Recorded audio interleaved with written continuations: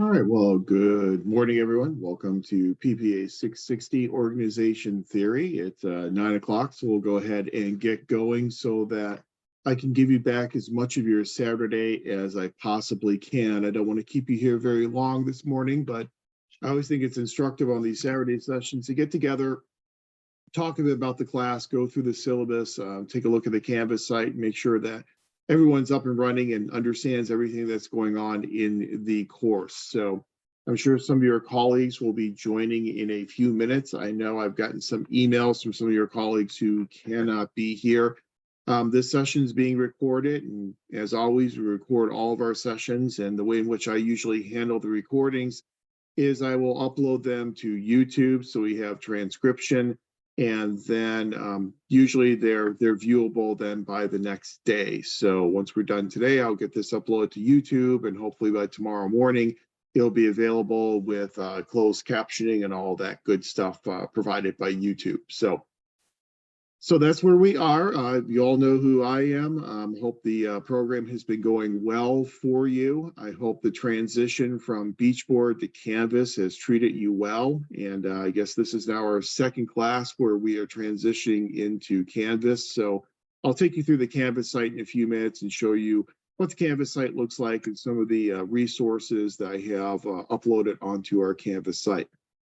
But first off, let's spend some time talking about the course, PPA 660, Organization Theory and Behavior. We'll talk about some of the things that we're going to cover over the next 6 weeks. We'll talk about how we are going to cover that information. And we'll talk about what our primary purposes are in this course. As you know, it is a core course in the program. And so one of our major goals in this course is to prepare you for 697 and the organization theory case that you will be working on once you get to 697, which actually is right around the corner. At the end of our time this morning, we'll spend a little bit of time talking about where you currently are in the program and where the cohort will be going over the next few months with 697, and just kind of get you prepared then for the summer months in the program.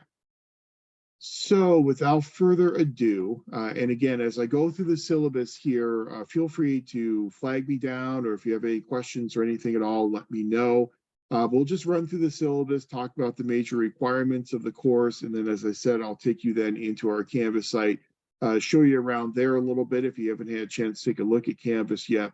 And then we'll call the morning. I think we'll probably be able to be out of here within about an hour, hour and a half this morning. Okay, sound good? All right. Hopefully you can see the syllabus that I'm sharing there on the screen. You know how to contact me. You know it's via email. This summer, all the courses I'm teaching, this one plus my 2 stateside courses, they're all being offered online. And so I will be on campus very sparingly over the summer. So the best way to contact me is via email. And we can usually handle most things through email. If there's a major issue or something that requires more of a face-to-face meeting, we can always schedule a separate Zoom session for that. But I won't be on campus very much during the summer. So definitely use email in order to get into contact with me. You know what our class meetings are. We have our Saturday session today and then our final Saturday session, if necessary, and it probably will be necessary, on June 17th.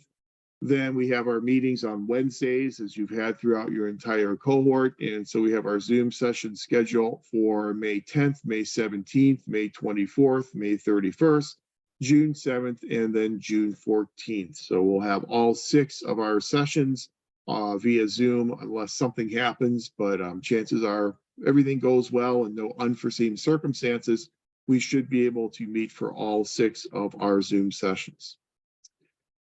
It is a core course in the MPA program, and so as such, what we'll do is we'll prepare you then for your organization theory case study that you'll be doing in PPA 697. Some of the topics that we cover here in organization theory are topics such as principles of organizations, differences between public and private sector organizations, classic organization theory, human relations and human resource management theory.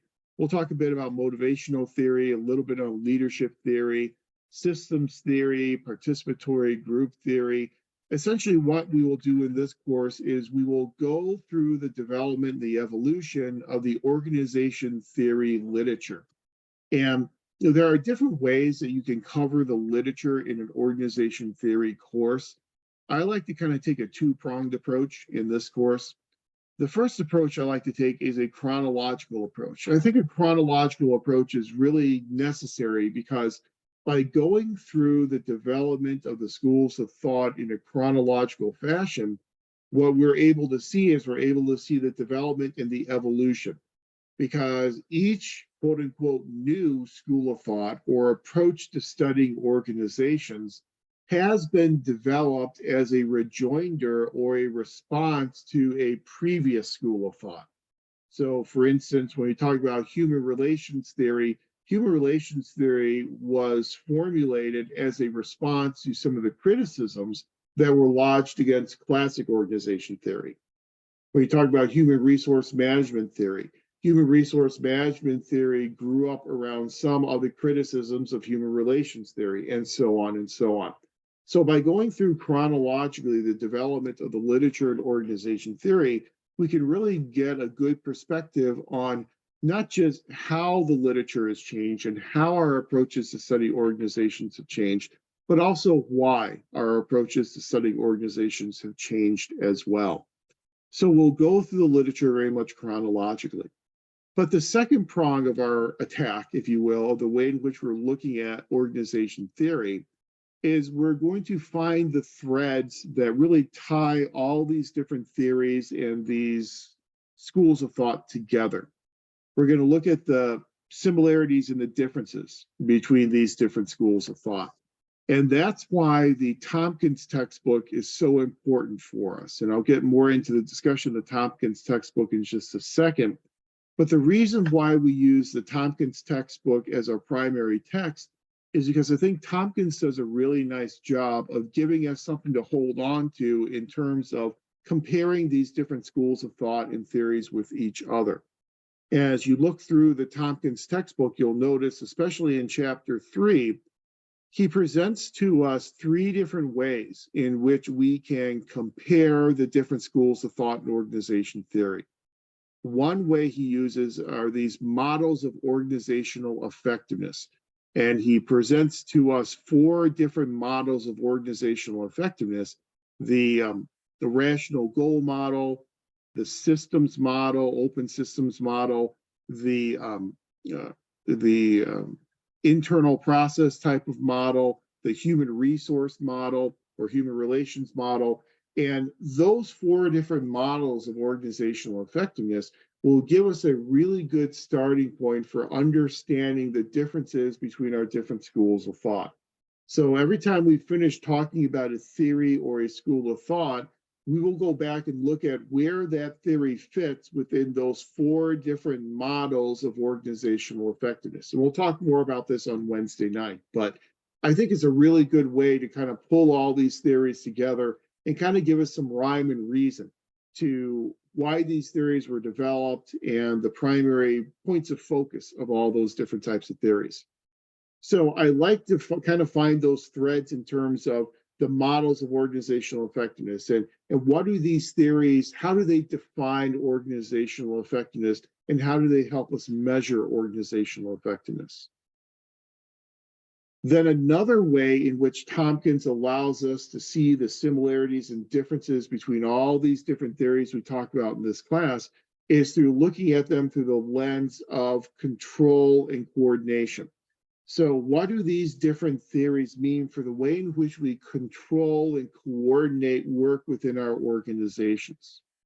And then the third way in which we're going to compare these different theories to each other in terms of the way in which we motivate our employees.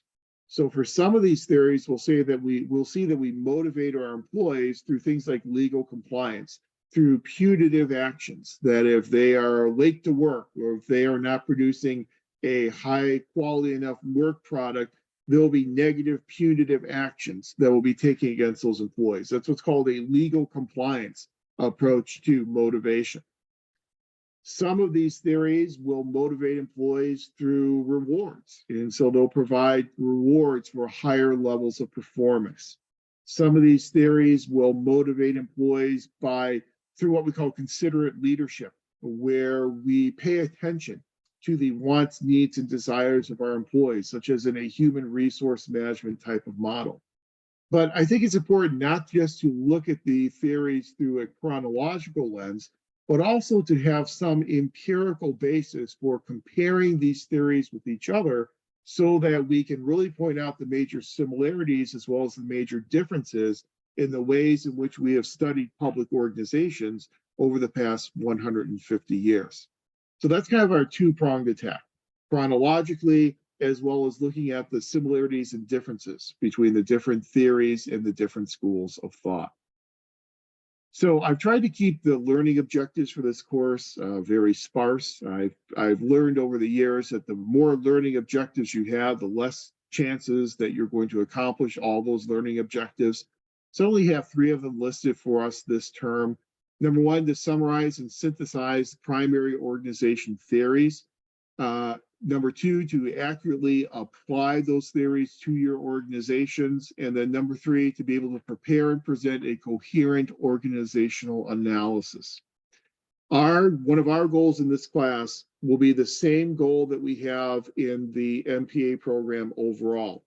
And that is to take the theories and apply them in practice, to put them into the service of practical public administration. And I don't know if you remember back to our orientation we had, that was over a year ago now, but back when we did our orientation, one of the things I talked about is the importance of an MPA program as both a scholarly as well as a professional type of program.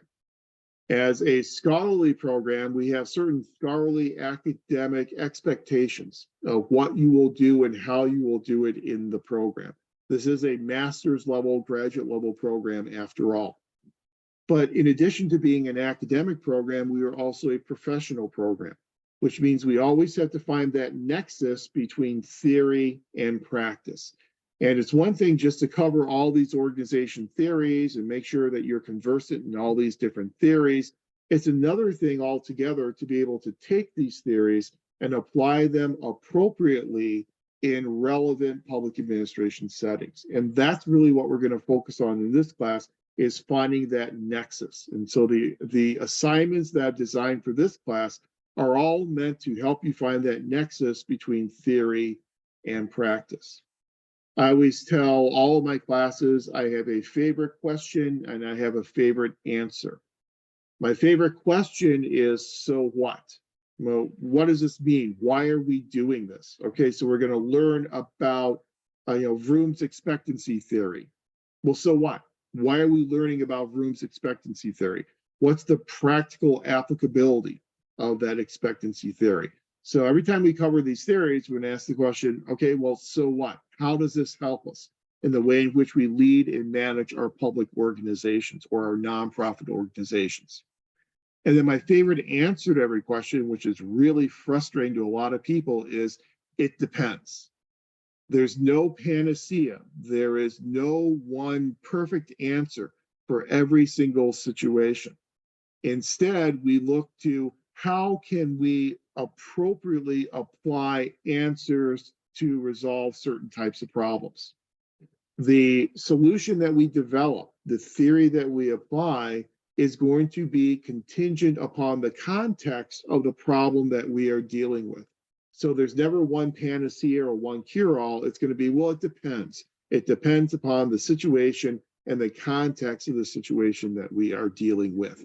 That's how we get at this idea of the nexus between theory and practice. So everything we do in this class is all about taking these theories and placing them within the service of better leading and managing our public and nonprofit organizations. So in terms of the textbooks that we'll be relying upon over the next 6 weeks, we have 2 of them. The first one I've already mentioned, and that's Jonathan Tompkins' Organization Theory and Public Management. Now, there are some complications with this text, but there are also some good things about this text.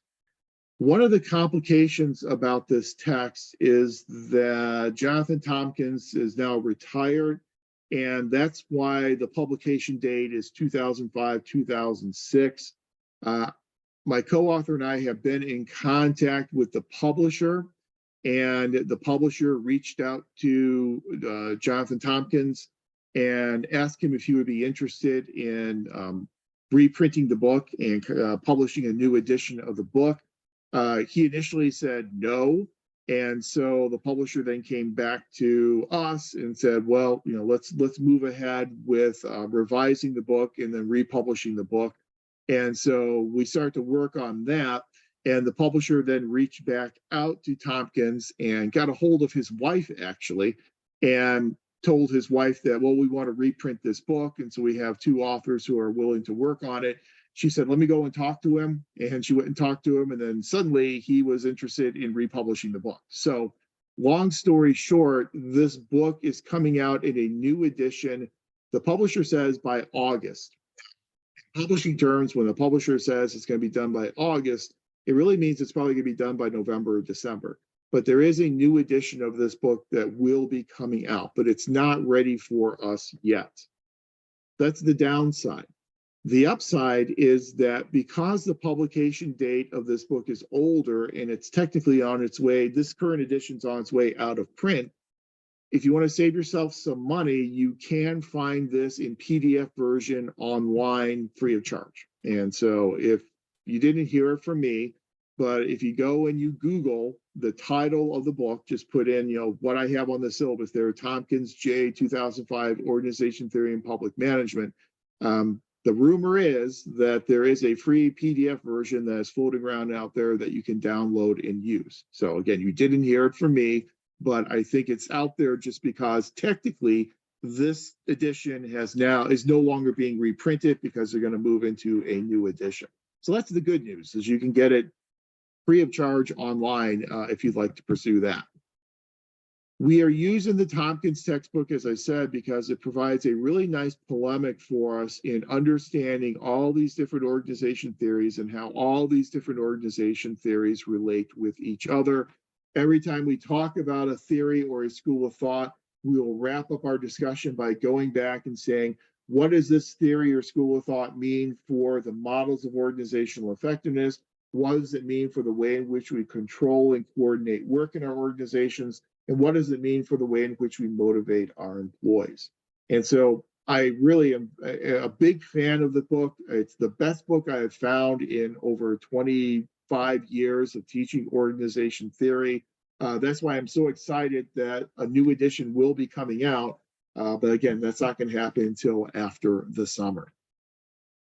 So that's our primary textbook. Then the second textbook we have is the one by Shafritz, Ott, and Jang, which is the Classics of Organization Theory. The Classics of Organization Theory, some of the articles in there are going to be the same articles that you may have had in 500 with the Classics of Public Administration. I don't know if you use Classics of Public Administration in 500, but there is some overlap between some of those articles.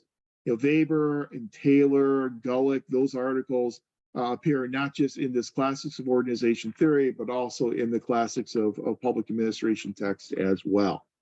Again, the reason why we assign this Classics of Organization Theory is to afford you the opportunity to read these articles on your own, to form your own opinions on these articles, which I think is much more useful than just you listening to me tell you what I think about these articles. It's better for you to form your own opinions from your own original reading of these works. So Classic of Organization Theory, that's our secondary textbook as well.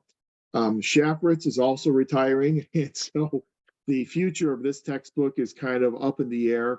Since Shafritz is leaving, Steve Ott is still around. He's still teaching at the University of Utah, so I don't know if he's going to pick up the torch and continue publishing this. He is getting very close to retirement age as well, but I'm going to wait till the end of summer, then I'm going to reach out to him and see what his plans are for moving forward with the Classics of Org Theory. I certainly hope the textbook doesn't go away because it's a great opportunity for you to read the classic articles yourself. So those are our two textbooks. And again, we're not going to read every single article out of the Classics of Organization Theory. I have noted all the articles that we're going to read in our syllabus, but we're not going to read every single one of those articles. As you go through the course outline and your assigned readings, all the readings with the T are Tompkins, obviously, all the ones with the C are going to be from the classics textbook. So those are our two textbooks. Any questions up to this point in time?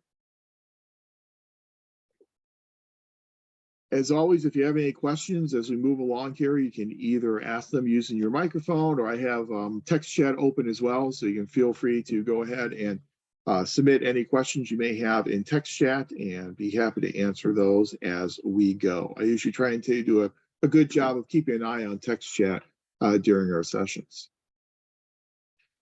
Let's talk about some of the evaluative criteria, some of the things that you will be doing over the next 6 weeks, and what you'll be doing and why you will be doing them. And again, there is a reason for all these assignments. And the reason for the assignments is that they will help you build your organizational analysis paper. So your final takeaway from this course, I think in every course you should have a final takeaway, something that when you walk away from the course, you have some empirical evidence of what you have learned and how you have applied it within that course. So that takeaway is going to be this organizational analysis paper. And that's going to function as our post-instructional assignment. But all the other things that we do along the way will help you build that organizational analysis paper. So some of the things we're going to do along the way is you will have your Canvas postings. And you're familiar with these by now. You're over a year into the program. So in the past, they were Beachboard. Now they are Canvas postings. The way in which I deal with these Canvas postings is I am using them to help you build your organizational analysis paper. And so each week you will have a different Canvas essay that you will be responding to, and it's designed to then build a part of that organizational analysis paper. It's an approach known as scaffolding, and I like to use scaffolding in all of my courses. We build toward that end product. So in terms of your Canvas essays, the way in which I approach these Canvas essays is I would like to see them be clear, concise, very parsimonious in nature. I put on here they should be parsimonious, usually less than 300 words. I'm not going to word count them. So if you go beyond 300, that's absolutely fine. But try and make them as concise and parsimonious as you can. And the purpose of each one of these Canvas essays is to afford you the opportunity to develop your organizational analysis paper. These Canvas essays we are going to be using as our pre-instructional assignment. So you know by now, hopefully, can I say hopefully, every instructor in the program that is teaching a core course, budgeting, human resource management, this course, policy analysis and research methods, hopefully in all 5 of those courses, your instructor identified what they consider to be the pre-instructional and the post-instructional assignment. Because those pre and post-instructional assignments from each of those 5 core courses, those are what are going to go into part 2 of your student learning portfolio when you are ready to graduate next spring in spring of 2024. So hopefully you know what those are for each of your courses. But for this course, pre-instructional will be those 5 Canvas essays. Your post-instructional will be your organizational analysis paper. So what that means is I do strongly recommend that by the end of this course, you go ahead and copy and paste all of your Canvas essays into another file and save that file, because when you get time to do your student learning portfolio next spring, you're going to need those to include in part 2. And I know from cohort 21, I've had several people from that cohort asking me as they're putting their portfolio together, can you get me access to the pre-instructional? Can you get me access to the Canvas essays? Well, at that point, it's the Beachboard essays. And I can. It is a hassle because I have to go and reopen the course for myself and then go in and copy and paste and put it into a file and save the file, then send it to the student. So it is a burden to have to do that. So I do ask that you plan ahead, copy and paste these into a separate document that you can then keep on your hard drive or wherever you keep your important documents, so you'll have them when it comes time to putting together your student learning portfolio. But each week you will have a prompt that I'll provide, and I'll show you those prompts when we go into our Canvas site in a few minutes. But each week you'll be responding to one of my prompts, and then you'll also be responding to two of your colleagues. So your initial response to that, my prompt that I've placed in there for the week, is worth 10 points. Each of your responses to classmates will be worth 5 points each, for a grand total of 20 points for each one of the 5 Canvas essay assignments. Your responses to your colleagues can again be brief. It can be a few sentences. I'm really looking more for quality as opposed to quantity in those responses. So when you respond to a colleague, what I am hoping that you will do is I'm hoping that you will move the discussion forward. Maybe your colleague has talked about an aspect of their organization that is similar to something going on in your organization, so you can kind of share that similarity with your organization, something that is supportive, something that is professional, something that again moves the discussion forward. So to reiterate, for every week, you will have your response to my initial post, and then you'll have responses to 2 of your classmates. So every week you will be doing 3 posts in our Canvas essay area, in our discussion area. Okay. Any questions on that? Okay, you guys are quiet this morning. So that's our pre-instructional. Then we have our post-instructional assignment, which is our organizational analysis paper. And actually, let me go ahead and move a couple things around here so I can scoot down to the bottom of the syllabus. You go down to here on the syllabus. I explained for you all the different parts of the organizational analysis paper, what I'm expecting you to do in each one of the sections of the paper. Now, the purpose of this organizational analysis paper is, as we have said ad nauseum, is to allow you to take the theories that are presented in class and presented in the Tompkins textbook and to apply those appropriately to your organization. I know the vast majority of people in the cohort are working in public or nonprofit organizations. Some of you are working in private organizations. That's absolutely fine. A private organization will work just as well here. If you are not currently working in an organization, I don't know if that applies to anyone in the cohort right now, but if you're not currently in an organization, then you can talk about an organization you worked in before, or maybe an organization that you are very familiar with. But I want you to use your organization, and then you'll be applying these theories to your organization. And that's the whole purpose of this organizational analysis paper. Again, this is really the epitome of the nexus between theory and practice. So this organizational analysis paper, you will have several different parts. The first part of the paper is your executive summary, your abstract. As you know by now in the program, in practical public administration, we usually refer to it as an executive summary. In the academic world, we refer to it as an abstract. And you all have written executive summaries and abstracts before, so you know they're very concise, very parsimonious, quick summation of what is going to be going on in the paper, what you're doing in the paper, and your findings from the paper that you are writing. Should be very short, should be 100 to 200 words.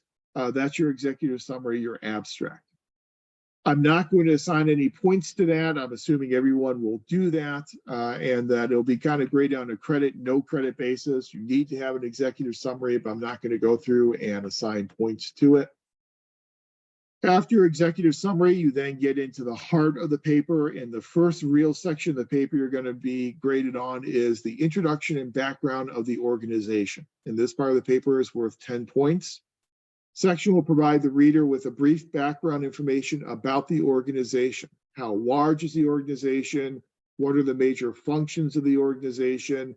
What does the hierarchy of the organization look like?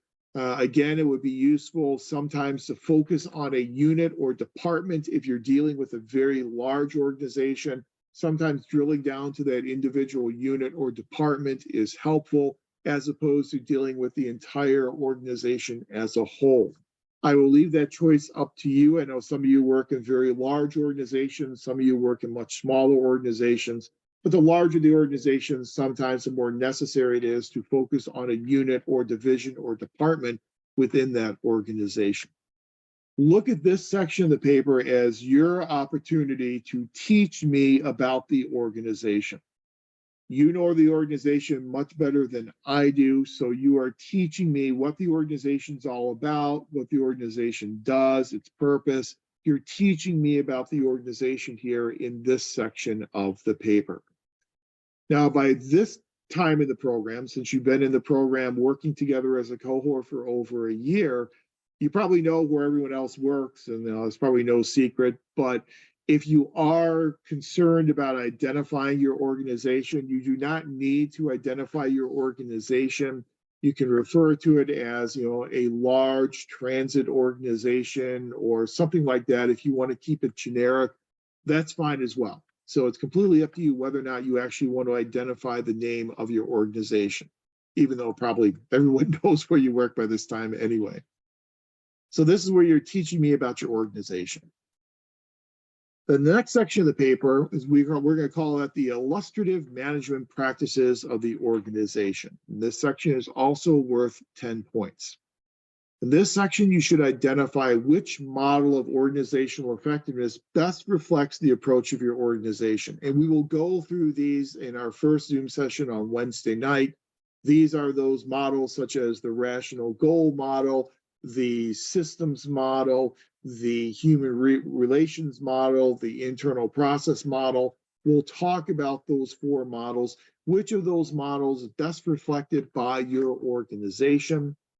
Then you'll also in this section discuss the mechanisms for coordination and control that are most commonly used in your organization. So is your organization, is there a lot of direct supervision in your organization? Is there more what we call mutual adjustment, whereby employees get to participate in their own self-governance? So what types of methods for control and coordination? And again, we'll talk about those coming up on Wednesday. And then finally, you'll talk about the motivational theories that you tend to see in your organization. Is it punitive legal compliance? Is it more considerate leadership? Is it more instrumental rewards, such as monetary types of rewards? What types of methods are used to motivate employees within the organization? So those are what we're calling your illustrative management practices within your organization. And that section is worth 10 points. Then the next section, the organizational analysis, you will talk about classic organization theories as they apply to your organization. So in this section of the paper, discuss some of the ways in which classic organization theories, such as Weberian bureaucratic structure, scientific management, principal schools, etc., manifest themselves within your organization. I'm really looking at you to provide some examples to support your positions in this section of the paper. So if you say that we are a Weberian ideal bureaucracy, well, give me some examples of what makes your organization an ideal Weberian bureaucracy. Do you have that tall hierarchy? Do you have that span of control? Do you have that scalar chain? So talk about some examples of how your organization represents the classical approach to organization theory. Then in the next section, you'll talk about neoclassical organization theory. And here we're talking about things primarily like human relations theory, human resource management theory, and providing some examples of how you see human relations and human resource management theories embodied within your organization. Then the next section, you will talk about systems theory. And in systems theory, you'll be talking about, is your organization part of an open system? Is it part of a closed system? Chances are it's going to be part of an open system. And if it operates within an open system, give me some examples of some of the environmental influences that impact your organization, as well as how your organization has impacted its environment. And so is your organization facing a lot of scrutiny from elected officials, from decision makers? Is your organization able to recruit very talented people into the organization? Has your organization been facing budget cutbacks, or has it been facing budget largesse? So what types of influences are coming from the organization, from the environment, and then how has the organization responded to those in order to influence its environment. So again, most of you will be dealing with an open type of system situation, but talk about some examples of why this system seems to be an open system between the environment and the organization. And then finally, the impact of the organization on excellence. In this section, you'll discuss how the organization attempts to achieve excellence in its operations, what organizational characteristics contribute to what we consider to be excellence, what characteristics inhibit the achievement of excellence. More basically, how does the organization know if excellence has been achieved? So how does the organization define excellence? And then what factors contribute to excellence? What factors inhibit the ability of the organization to achieve those measurements of excellence in the organization? So those are the different sections of the paper. Again, parsimony is very important. Typically, most of these organizational analysis papers tend to run about 10 to 12, maybe 15 pages in length. So not terribly lengthy. You don't have to produce a dissertation here or even a master's thesis. It's a relatively parsimonious, concise analysis of your organization. It's not necessarily a research paper either. There may be some external resources that you will want to use in terms of answering these questions in these different sections, but I'm not looking for you to go out there and do a whole lot of research on your organization. I'm not expecting a reference list of 10, 15, 20. That's not really what our focus is in this class. Our focus is on applying the theories to the organization appropriately. And that's really what I'm looking at with this paper. So somewhere from 10, 12 or so pages usually is going to be enough to get the job done. I do look at the quality of writing. So there is a 10-point quality of writing component. So please make sure to use APA formats as you've been doing throughout your time in the program. Please make sure that your paper is devoid of typographical or grammatical errors. I will go through, I'm trying not to line edit papers anymore. I used to line edit papers all the time and it drove me absolutely crazy. I'm too old to do that now. So I will read through the paper and I'll read every single word that you write in your paper. I just may not go and line edit everything in that paper. I do run the papers through Turnitin for plagiarism detection. That's never an issue in this class or with this program. So, but I still do it anyway. Since you are applying these theories to your specific organization, that's really never an issue with this type of assignment. But do know it will be run through Turnitin. Then based upon this organizational analysis paper that you are writing, then in our last two sessions of this course, we will then do presentations. And I will ask everyone to do a brief, about 10-minute presentation of your organizational analysis paper, what you found in your paper, what theories apply to your organization, what theories did not apply to your organization. So you will be doing a presentation in our Zoom sessions. Again, about 10-minute, very informal presentation. I do use PowerPoint or some other type of program in order to kind of guide you through your presentation and provide something for your audience to hold on to as you are talking about your organization. But it is a very informal, about 10-minute presentation that you'll be doing. Again, we have presentation requirements in some of our courses because that is one of the universal required competencies that we are required to adhere to as a NASPA accredited program. And so by the time you leave the program, you are expected to be able to interact and communicate with a diverse workforce and citizenry in a productive manner. And so we kind of get at that through some of these presentation requirements. So a presentation requirement based upon your organizational analysis paper. So let me pause there for a moment and see, does anyone have any initial questions on the organizational analysis paper?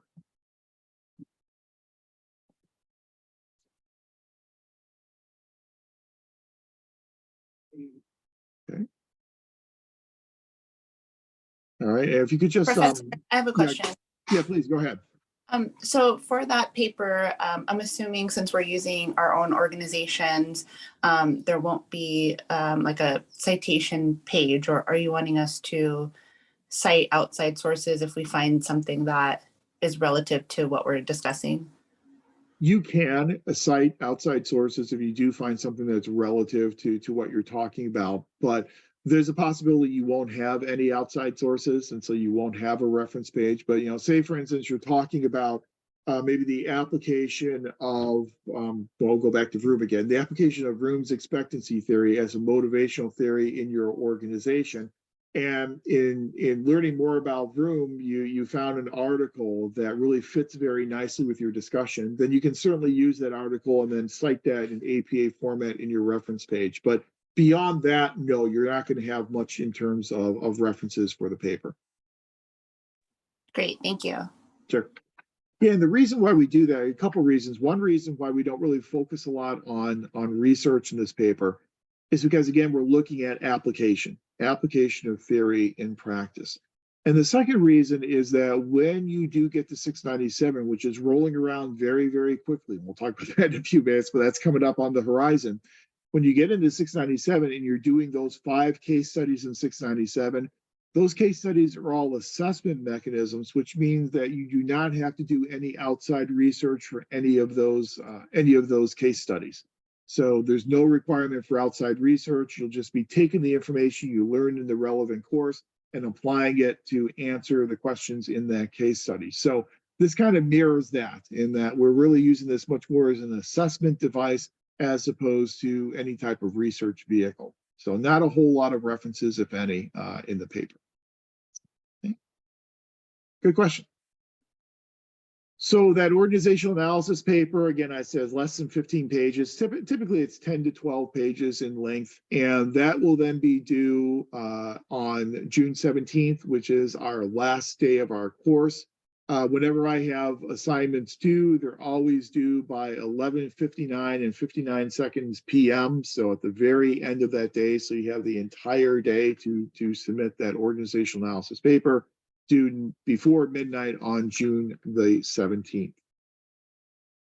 Then we also have a final assessment. The final assessment is an organizational analysis of California State University, Long Beach. There's one organization that we all share, and that one organization is Long Beach. So what I'm asking you to do in the final assessment is to do a mini, very quick organizational analysis of Cal State Long Beach.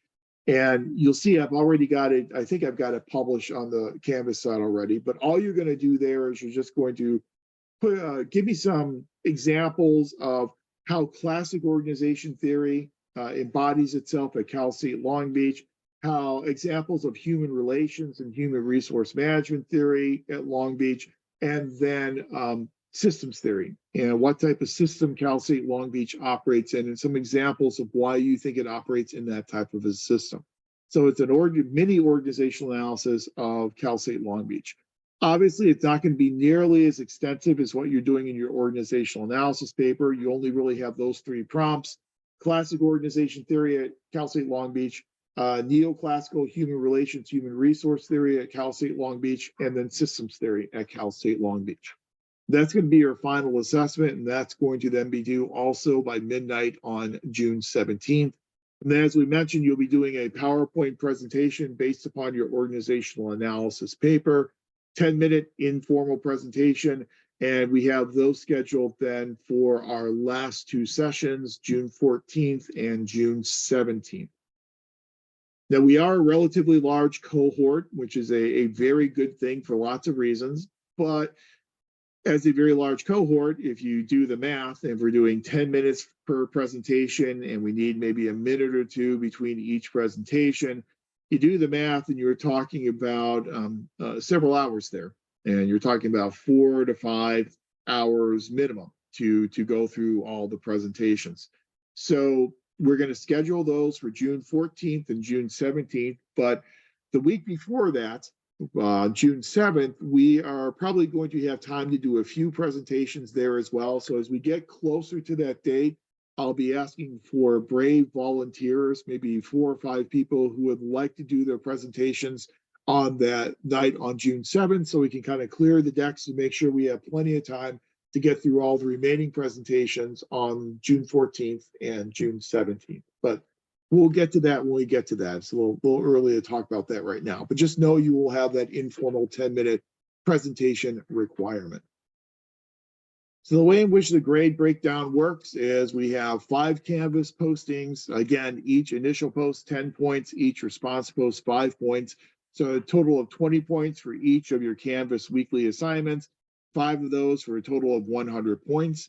100 points for your organizational analysis paper, 100 points for your PowerPoint presentation, and 100 points for your final assessment, if you want to call it an exam assessment. It's much more of an assessment than it is an exam. 100 points for that. So a grand total of 400 points for our term together.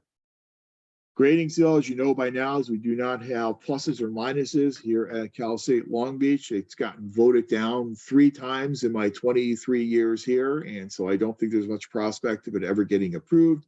So we do not have pluses or minuses. And so it's your basic 90, 80, 70, 60 type of split for your final grade in the course. Obviously, most of the grades, if not all the grades, tend to congregate around the A and the B level. Typically, there aren't issues with people being at the C or the D level. As long as everything gets turned in, you're probably going to be up around that A or that B level. If there are some issues with the quality of the assignments as they start coming in, I certainly will communicate that with you so we can remedy any issues along the way to make sure that everyone can get up to that A or that B level for the final grade in the course. So what are we going to be talking about and when will we be talking about it? Here's our course outline. You probably already looked at this, so we can speed through this relatively quickly. Today is just a syllabus review and discussion of course requirements. So we'll get out of here in a few minutes. Then our first Wednesday session on May the 10th. It's hard to believe we're already talking about May, but on May 10th, public organization theory, introduction to organization theory. We'll spend most of our time talking about the differences between public and private organizations. And then we'll also talk about those 3 strategies that Tompkins uses to compare all our different organization theories. So we'll talk about those models of organizational effectiveness, the methods and mechanisms for coordination and control, and also methods for motivating our employees. So it's essentially the first 3 chapters in the Tompkins textbook. If you could read those and have those prepped then for Wednesday, they'll primarily be what we will talk about. The way in which I like to do this course, our class sessions, is I don't really like the term lecture, but I like to refer to it as lecture lab, in that the first half of each of our Zoom sessions will be going over the information that was assigned, the readings that were assigned, and then take a break. And then the second half, we will do breakout groups. And then each of our breakout groups will then work on a prompt that I will provide. They'll have about maybe half an hour or so working in our breakout groups. Then we reconvene as a class into the main classroom, and then we share out what each breakout group came up with. And then I wrap everything up at the end of the session. So first half of the session covering information and kind of that lecture approach. Second half, the lab approach, where we work on the information and applying that information to your organizations in our breakout groups. So that's how we're going to structure each one of our Wednesday sessions.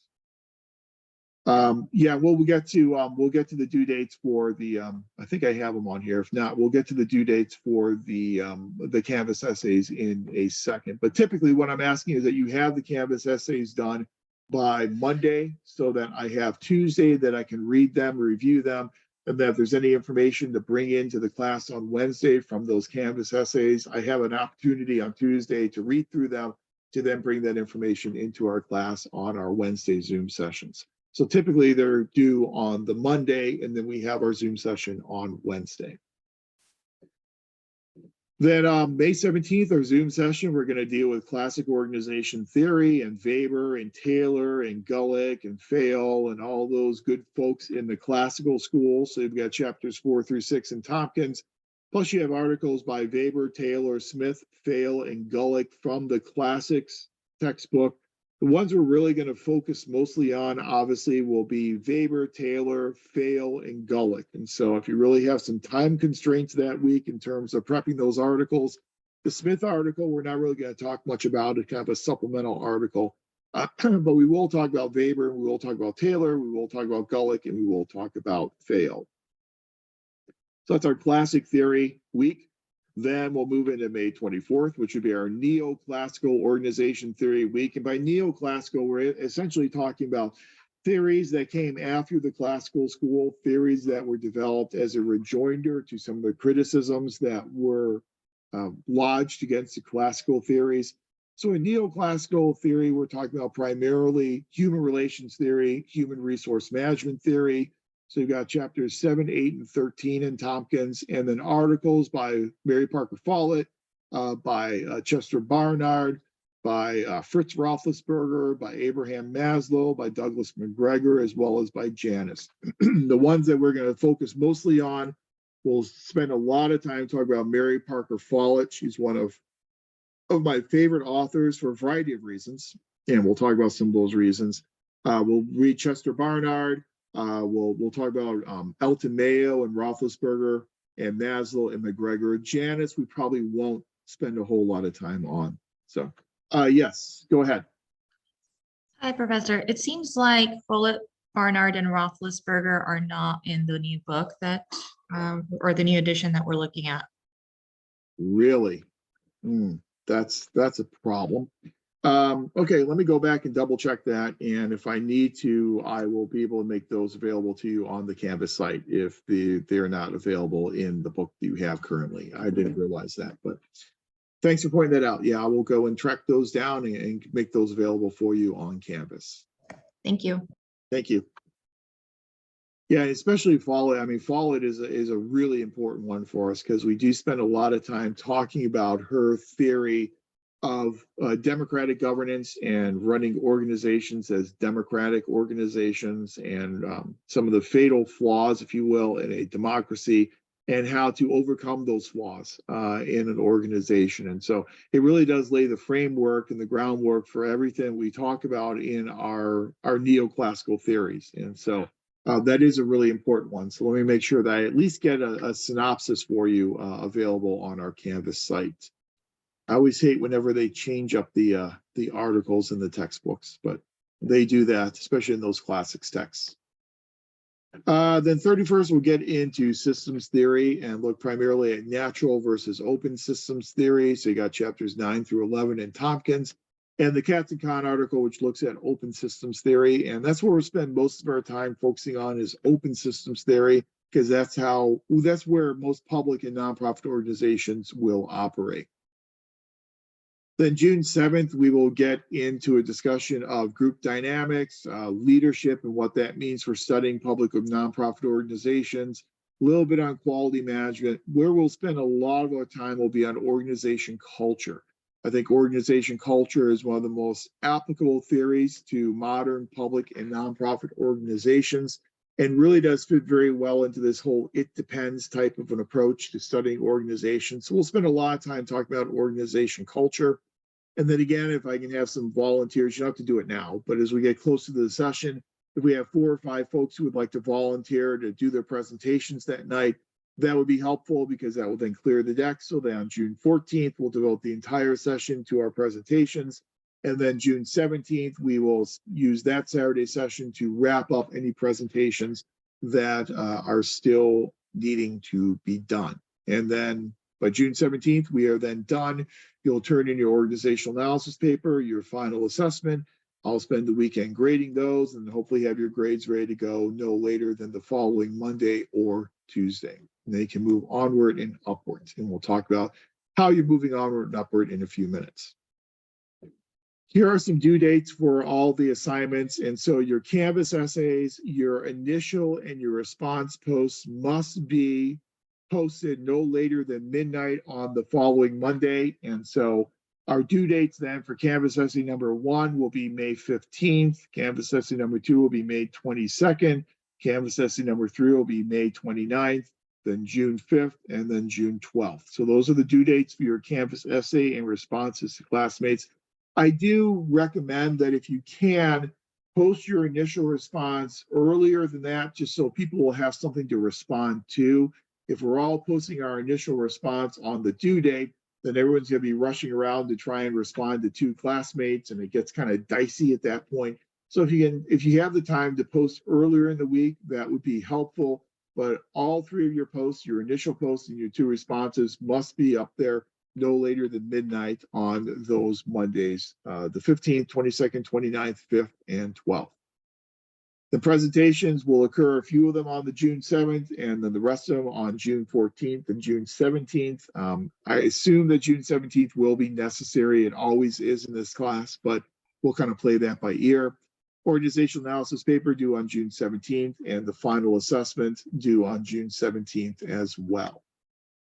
So those are all of our assignments that we're going to be doing, all the due dates and kind of the logic behind those assignments. The rest of the syllabus deals with the boilerplate information that is usually required in academic Senate policy. So you can read through all of that on your own. I don't anticipate plagiarism and cheating to be any type of issue. It never is in these cohorts.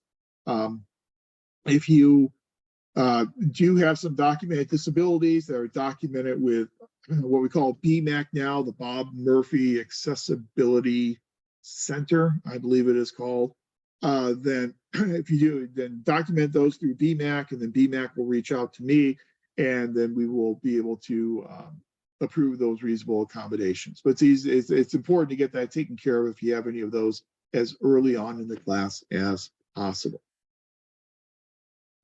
So how long will the final assessment is this supposed to be? That's a really good question, John. It's usually relatively short because there are only three main prompts: classic organization theory, neoclassical human relations theory, and then systems theory. Typically a couple of paragraphs, 2 or 3 paragraphs for each one of those prompts is usually going to be good enough.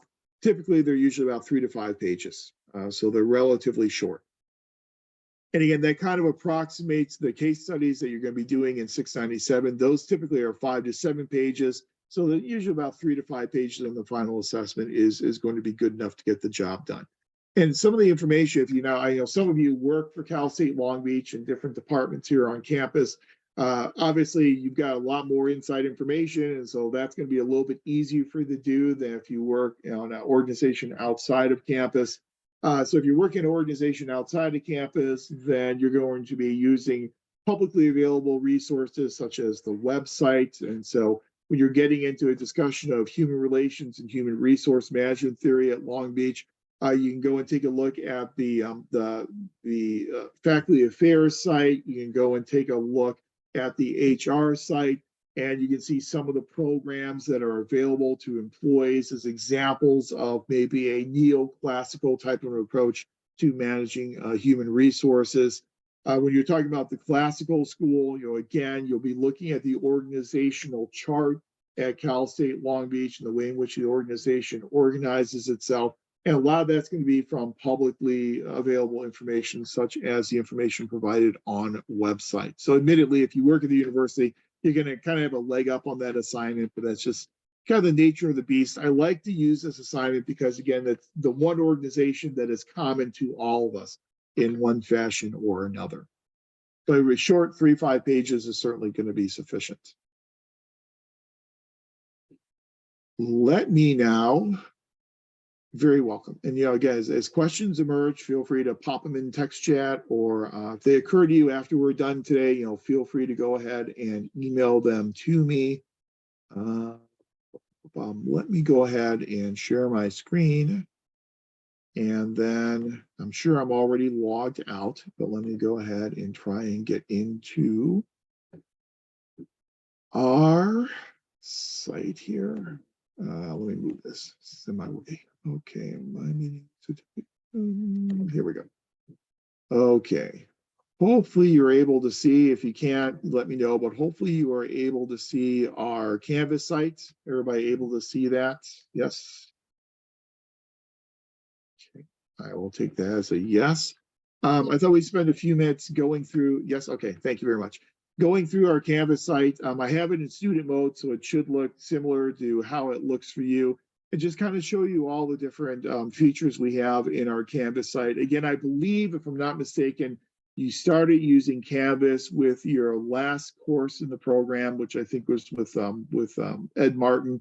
And now moving ahead for all of your future courses, everything is going to be occurring in Canvas. And so we're done with Beachboard. University has phased out beach board beginning with summer session, which starts in like 2 weeks. So beach board is gone. Everyone is required to now be on Canvas. It's kind of unfortunate because it was kind of fun to say we had beach board. It kind of made us feel special that it wasn't Blackboard, it was beach board.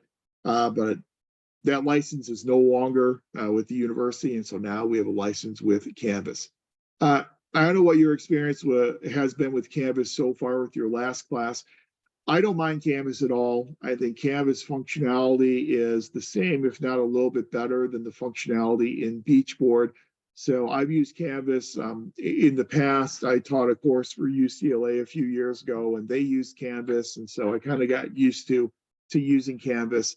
And I think it works relatively well. But as you know, you've got all your different headings over here on the left-hand side. So I've got our links for today's session as well as for all of our Wednesday sessions. It's a recurring session, so it's the same link for all 6 of our Wednesday sessions.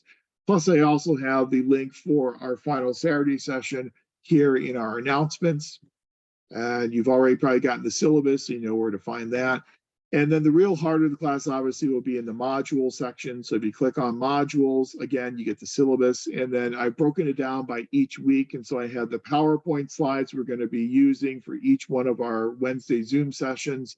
And then your Canvas essay for each one of those weeks. And so I've organized it according to our 6 different weeks and 6 different modules. Then you'll see for module number 6, that's where you have your Dropbox for your organizational analysis paper, as well as your Dropbox for your final assessment. But let's go ahead and take a quick look at each one of our Canvas essays and what they are all about. So to do the Canvas essay, obviously you've probably done this in your last class. Just click on Canvas essay, and there you go. There's your Canvas essay, and this is where you will reply directly on that Canvas essay. So for essay number 1, please identify and discuss the organization you plan on examining for your organizational analysis. Oops. Hold on one second. My chat box just went crazy. Organization analysis paper and Canvas postings. In discussing your organization, please do the following. Then 1, identify the organization. And then number 2, provide an indication of the primary purposes and the major functions of the organization. So number 1, you're just introducing us to the organization that you are going to be using throughout the course. And let's go ahead and look at some of the other discussions we have. Then for Canvas essay number 2, as it loads, please select 1 public or nonprofit and 1 private sector organization to use as the basis for the essay. Please identify and discuss 2 similarities between these organizations, and then please identify and discuss 2 differences between these organizations as well. So that's Canvas essay number 2. Then Canvas essay number 3. You kind of get the idea here. Using the organization you identified in Canvas essay 1, please answer the following. Identify and discuss 2 elements of the organization that reflect Weber's ideal bureaucracy. Identify and discuss 2 elements of the organization that reflect Taylor's scientific management. Then Canvas essay number 4. Identify and discuss, and again, using your organization, identify and discuss how Follett's theories are embodied within your organization. If you do not see any of Follett's theories in your organization, please identify and discuss 2 ways that Follett's theories may be helpful for your organization. Then number 2, identify and discuss which of McGregor's theories, X or Y, utilize in your organization. In your discussion, please provide specific examples. So you can see you're building your organizational analysis paper with each week. And then finally, your last Canvas essay, number 5, using the organization you've chosen for your organizational analysis paper, please answer the following. What type of system does your organization represent and why? And please provide examples to support your answer. So these weekly essays help you build your post-instructional assignment, which is your organization analysis paper. Excuse me. So those are your weekly discussions. And again, they're all linked in there for each week in which they are due. So that's all right there for you. Again, I'm going to look into those missing articles and I will find them and at least get a synopsis of each one of those posted into our Canvas site. And I'll post them under each of the relevant weeks. And so whatever week they're assigned in, that's where I will then post them. You know where to find your grades. You've done that before, so that's no great shakes. think that's pretty much it for the Canvas site. It's kind of a bare bones site, but it gives you everything that you need. As we go through the course, as if there are articles or if there are things I think will be helpful for you, I'll go ahead and post those. One more thing I will show you though is under modules. We go all the way down to the end of modules. I provided for you this link here called Engaging Audiences. And so one of the things that we have found in our assessment is, as we have assessed these presentations over the past few years, we have seen some strengths in the presentations, but we've also seen some things that could be improved. And one of the things we recognize that could be improved as a faculty is the ability of the presenter to engage their audience. Engaging an audience is difficult, especially if you have 10 presentations in one Zoom session and your presentation number 8 or 9, their eyes are starting to glaze over by then, and it's difficult to engage your audience. And so I've provided there a little link there for a website that gives you some strategies to help you engage your audience. And the reason why we now provide this in the 660 course is that in our assessment system, whenever we recognize that there is a deficiency or there's a skill that needs to be enhanced, we then need to close the loop. We then need to provide approaches in the class in order to help address and mitigate those deficiencies. And so this is one of the ways we're doing it here in 660 is by exposing you to some strategies for better engaging your audience. I hope that link is still working. Let me make sure. It is. And so we won't go through this, but this just gives you some tips for 6 easy ways to engage your audience for a better presentation. Again, hopefully some strategies you can use as you do your presentation for this course. Then also under modules, I will also mention the recordings. Again, I will have the recordings loaded up into the site by the next day. And I'll put the recordings right here under this module, DLMPA 22 Zoom recordings. And so by the next day, that's where all the recordings will appear. So if you can't attend class, you can watch the recording. If you have attended class and you just want a refresher on the information, you're free to watch the recordings at your leisure.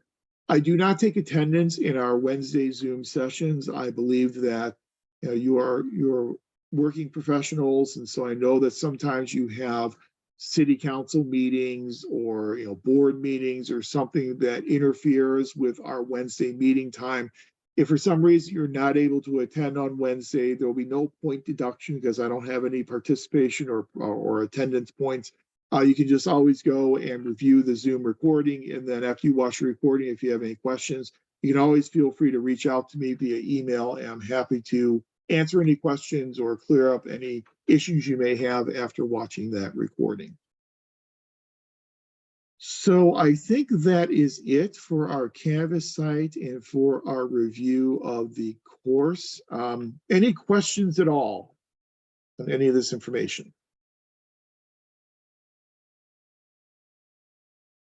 If not, then let me spend a couple of minutes just taking a look at where we are going now as a cohort. So where we are heading now as a cohort is once we complete this class on June 17th, then your next step is you're going to move into 697. And as you know from our orientation session, the program is a 39-unit program, and 6 of those units will be directed research PPA 697. So what we do is we split it up. So beginning on June 24th, you'll have your first 697 section. That will be with Dr. Butts, and that will run until August 5th. Then your second 3-unit 697 section will begin on August 12th and run through September 23rd. And that will then be a section with me. So in essence, what this means is that the 5 case studies that you will be completing in 697 will be graded by Dr. Butts and by me. So Dr. Butts typically grades your 670 and your 696 case studies. I will typically grade your 555, 577, and 660 case studies. And I know you're probably saying, well, that's not fair. You're grading 3 and he's grading 2. I would agree with that, but it's just kind of the way in which it's broken down over the years. And so I grade those 3, he grades 2 of them. Now, the way in which we do 697 is that you will submit your case studies to the Canvas site for Dr. Butts' 697. So all five of your case studies will be submitted to the Canvas site for his section. What he will do is whenever that course is created, Dr. Butts will then go in and open that course up. He will then add the 5 case studies into that course. So you'll have access to those 5 case studies within that Canvas course. He will then add me as a co-instructor in that course. And then as you complete your case studies, you will then submit those case studies into that section. Now, this is very important. Do not submit your case studies where stateside students are submitting theirs. Stateside students submit theirs into the organization Canvas site once that is created. It's not created yet, but once that's created this summer, that's where they're going to submit theirs. Do not submit yours to the organization site. Those cases that go to the organization site are then graded by all nucleus faculty, all 5 faculty members. That's problematic that if a distance learning case goes into that site, we can have state-supported faculty who are not getting compensated for grading DL cases. We can't have them grading DL cases. That's a problem from a workload perspective. So do not submit to the organization site. Submit directly to Dr. Butts' 697 site, the section 1 of directed research. So all your cases will go in there. I will grade budgeting, HR, and org theory. Dr. Butts will grade policy analysis and research methods. Now, in terms of timelines, so you have 6 weeks for the first section, you have 6 weeks for the second section. That's a grand total of 12 weeks to work on these 5 case studies. If you do not get all 5 of the case studies done in that first section, that's not a problem. In that first section, if you don't have all 5 cases done, you'll get a grade of what's called an RP. And an RP stands for report in progress. A report in progress grade is basically a placeholder that says you are making adequate progress toward the completion of the cases, and we're just waiting for a final grade until all 5 cases are completed and graded. So if you don't get all 5 cases done, which I think we've had one person over the past several years who got all 5 cases done in section 1. So chances are you're not going to get them all done in section 1. You'll get an RP grade. Then hopefully by the end of section 2, you will have all 5 cases completed. That if you have all 5 cases completed by September 23rd, the end of section 2, what we will do is we'll then take the average of your 5 case study grades and we'll go back and do a grade change in section 1 and replace that RP with the average grade on your 5 cases, and you'll then have the same grade for section 1 as section 2. The grade in section 1 and section 2 will always be the same because the grade on those 2 sections will be the average of your 5 case study grades.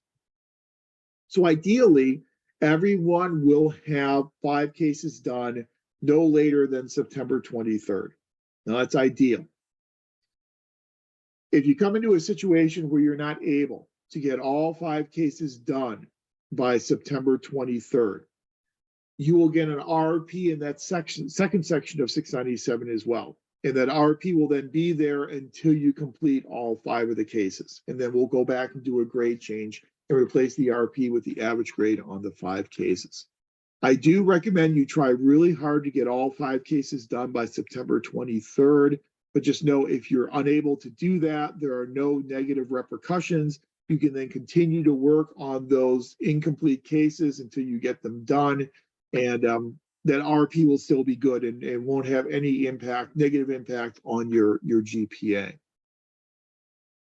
The case studies, again, Dr. Butts will post those, or maybe I will post them depending upon his schedule, but we'll get those posted as soon as that first section of directed research is ready to go. You will be working on a different set of case studies than stateside students. And the reason for that is when your 697 case occurs. Typically what we do for stateside students is the case studies will change every year. And the deadline for faculty to get the new case prepped and loaded up for stateside students is usually the beginning of fall semester, which is usually the 3rd week of August. Well, obviously, you're going to be working on cases beginning in June. So what we'll do is we'll use the cases from last year as your cases, as opposed to the cases that the stateside students are using. So our DL students are doing cases from the previous year. And so those cases are already up there. They've been there for our stateside students. They've been working on them this year. We'll make those cases available once that section is open by CPACE. And again, that'll happen probably somewhere in early June. And then you can start working on those cases as soon as that section of directed research opens up for you. The cases do not require any outside research. The cases just require that you take the information you learned in that class and apply that information to address the questions related to that individual case study. The responses typically tend to be about 5 to 7 pages, depending upon what case study you are working on. Some of the cases, like the budgeting case, includes an Excel spreadsheet, and so the narrative is sometimes shorter for that one than it would be for the organization theory case, say, which is all narrative. So it really kind of depends upon the case, but for each case study, there will be a grading rubric and there'll be grading criteria there for you, so you know exactly what is expected for you to do in each one of those cases. But there's no outside research required for any of those 5 cases. Now, for the 2 sections of 697, there are no course meetings, no class meetings for those. That's all individual research. You'll just be working on your 5 case studies. And so once this course ends on June 17th, you won't have another classroom-based course until the end of September, when you get into negotiating dynamics on September 30th with Professor Gonchak. So for the next 2 sections of 697, no scheduled meetings, just individually working on those 5 case studies. So that's where you are going from after this course. You'll be going into 697. Once you have completed the 5 cases in 697, then you will complete what's called the final skills self-assessment, which is a redo of the initial skills self-assessment that you did in your PPA 500 course. So you'll do the final skills self-assessment once your 5 cases are done. And then once you've done your final skills self-assessment, you have your 5 cases graded, you will then be able to put everything together into your student learning portfolio and submit that to me no later than May 1st of 2024. So technically, once your 5 cases are done, and once you have done your final skills self-assessment, you'll have all of your information that you need for your student learning portfolio. So technically, at that point in time, you could go ahead and submit your student learning portfolio to me for approval. I mean, that could be as early as late September if you have all of your cases done and the final skills assessment done. So you can always do it anytime you want, as long as you have all those assignments done. The student learning portfolio, as you probably know, that we have a video that's available for you, and I'll make sure that once your 697 site is created, I'll make sure that we get that video loaded up on the 697 site. But I have a video that takes you step by step through how you put your portfolio together and how to submit your portfolio. The portfolio consists of 3 parts. The first part of the portfolio, the initial skills self-assessment you did in PPA 500. And the final skills self-assessment you do is your last thing you do in 697. That's part 1. Part 2 will be the pre and the post-instructional assignments from your budgeting, HR, this course, policy, and research methods. And again, you just submit them as you submitted them in the class. So no revisions necessary, just submit them as you submitted them. And then part 3 will be those 5 case studies that you have completed as part of 697. Yeah, I will share the updated course schedule with you. I gotta get this close up. Yeah, I will share that with you. What is different? Are the dates different from the original one you have, or? The dates and the instructors, because I think that the last class that we had was initially going to be this go round, and they kind of switched it. They had 660 as our last class, and we wound up doing 610, and now we have 660, and even going down, I think we had Dr. Matthews for some, and you have different instructors for the remaining ones. So yeah, an update would be appreciated. Thank you. Yeah, we had to switch 610 and 660 around because of my teaching schedule, because I had to step in and teach 500 for cohort 23, which I usually don't teach that. I teach that stateside, but I usually don't teach that in DL. But Professor Berg wasn't able to teach it in cohort 23, so I had to step in and teach that, which meant that I couldn't have dates overlapping. And so that's why we moved Dr. Martin's Urban Affairs course up and moved mine back. We kind of inverted them. And so that's why we switched that around. I think the schedule, I'll send this out to you, but I think this schedule should be good in terms of directed research, section 1 with Dr. Butt, section 2 with me. Negotiating dynamics is with Professor Gonchak. Professor Gonchak is now, he used to be the police chief in Seal Beach. He is now a county manager in Colorado. I don't remember the county, but a county manager in Colorado. So he's no longer in California, but that doesn't affect teaching in DL. And I've already reached out to him, and he is still interested and available in teaching that course. He's been teaching negotiating dynamics in the DL program now for, I think, the past 3 or 4 cohorts. Does a really great job. And so I think you'll enjoy that course with him. Intergovernmental relations, then you are back with me again for that course. That's very much of a graduate seminar type of course where we don't do a whole lot of lecture. We do much more of an analysis of articles in the field of intergovernmental relations and federalism. And then as of right now, your final course is scheduled as grants administration with Professor Matthews. That one is scheduled for spring of 2024. Spring of 2024. So your final course in the program is scheduled to then wrap up on March 23rd of 2024. And then that will be your final course in the program. You may still be putting your finishing touches on your student learning portfolio at that time, but that should be your final actual classroom course in the program. I'm kind of hesitant to give you the quote unquote drop dead deadlines for the portfolio and for the case studies, because I really want you to try and work on getting those case studies done as quickly as you can, and try to get those case studies done by September 23rd. I think that is ideal because it allows you to then clear the decks and then be able to focus just on your remaining courses in the program and then be ready to graduate by next spring. As I said, if you can't get all 5 case studies done by September 23rd, it's not the end of the world. It's not going to adversely affect you. You can still work on the remaining case studies after September 23rd. Technically, we would have to have them no later than April of 2024 in order to get you graduated in spring of 2024. But I really do hope that everyone will get their cases done long before April of 2024. That's kind of where we are now, where we are going as a cohort. Everyone has already advanced to candidacy, so that has been taken care of. The next step, if we haven't done it yet, and I don't think we have, is to do the application for graduation. I know it kind of sounds strange that we're in May of 2023 and we're already talking about applying to graduate in May of 2024. But the deadline to do that is October. I believe it's October 15th. So once we get through our 2 sections of 697, then sometime in late September, early October, Geraldine and I will reach out to you in terms of applying to graduate, and we'll walk you through how you apply to graduate.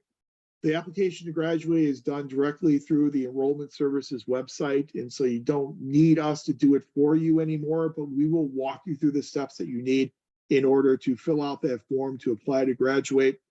Once you apply to graduate, then what Enrollment Services will do is they'll go back, they'll look at your advancement to candidacy form, they'll compare it to the classes that you have taken in the program, they'll make sure everything lines up, they'll do what they call a grad check to make sure that you've met all your requirements by the end of spring 2024, and then they will be able to clear your degree and you'll be able to graduate then in May of 2024. But again, we'll get to that late September, early October. Geraldine and I will walk you through that process. I believe that is the final administrative requirement that you have. It's just a matter then of finishing up your coursework, finishing up your case studies, and turning in your student learning portfolio. In terms of that student learning portfolio, again, you've got those 3 different sections of the portfolio. The portfolio is turned in an electronic format, and it's done through OneDrive. And so in OneDrive, you will just load up your 3 different folders, your part 1, part 2, and part 3. And then you click share, put in my email address, share it with me. I review the portfolio, make sure that everything is in there. I'm not going to go back and regrade any assignments. So I'm just going to make sure it's organized. You've got everything in there that you need. I then contact Geraldine and tell her to clear your portfolio requirement with enrollment services. And you'll always know when your portfolio requirement is cleared. If you take a look at your unofficial transcript, you'll have a notation at the bottom that will say graduate project complete. That graduate project complete refers to your student learning portfolio. So as soon as that designation shows up on your unofficial transcript, it means that your portfolio has been cleared by the university and you are good to go. But again, we've got time to work on that. The portfolio is not officially due until May 1st. So we've got May 1st of 2024. So we've got plenty of time to work on that. But first things first, we'll work on this course and getting through the requirements of this course. We'll make sure to get that 697 site set up as soon as the course is created by CPACE, and then get the case studies loaded up in 697. And then throughout the rest of the summer, you'll just be spending your time working on those 5 case studies. Questions about either the course or questions about anything we've talked about in terms of the program so far? Everything good? Okay. Oh, I got one more. For some reason, my text chat box has become very, very big. And so we have to close it and reopen it. Okay, good. Okay, so everyone's good. Okay. It's 10:26, and I said I'd try and get you out of here at 10:30. So look at that. I got you out 4 minutes early. So I did not lie to you. I told you the truth. So again, for Wednesday, if you could look through chapters 1 through 3 in the Tompkins textbook, and we'll cover public versus private organizations, the general background of organization theory. We'll talk about the Tompkins approach to studying organization theory. Do all that in the first half of class next Wednesday. Then the second half of class, we will turn our attention to working in our breakout groups. I will follow up on those articles that are not in the most recent edition of the classics text and find those to make those available to you on our Canvas site. And I think that's about it. Otherwise, just prepare that information for Wednesday. We'll be back at it again at 6 p.m. on Wednesday, May the 10th. Okay? All right. Nice seeing everyone again. Let me know if you have any questions along the way. Feel free to reach out to me via email. And yeah, if you have any questions you want to hang after class, that's fine as well. I can hang around for a few minutes. So, okay. Thanks, everyone. Have a good Saturday, and I'll talk to you again next Wednesday. Thank you. Thank you. Thank you. Thank you.